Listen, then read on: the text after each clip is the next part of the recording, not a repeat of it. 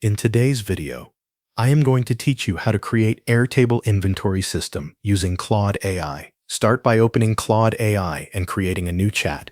This is where you will give Claude the full instruction to build your inventory system directly in Airtable through the integration. Once the chat is open, paste in a single prompt that clearly explains what you want to create. Use a prompt that asks Claude to build an inventory management system directly in your Airtable. Include tables for products, stock, and suppliers. Specify fields for item name, SKU, quantity, price, status, supplier, and dates. Also request stock tracking, low inventory alerts, linked records, and a fully configured setup that is ready to use. After pasting the prompt, send it and allow Claude time to generate and create the structure. Next, open Airtable and go to your workspace. In your list of bases, locate the new inventory base that Claude created.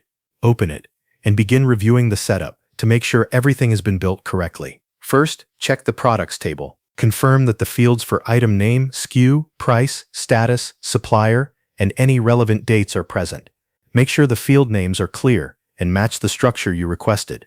Then move to the stock table. Review the quantity field and confirm that stock tracking has been set up properly. This table should support inventory counts and help you monitor available stock levels. If low inventory alerts were included, verify that those conditions or views are visible and working as expected. After that, open the suppliers table. Make sure the supplier-related fields are there and that each supplier record can be connected to the relevant products. This helps keep your purchasing and vendor information organized in one place. Now verify the linked records between all three tables.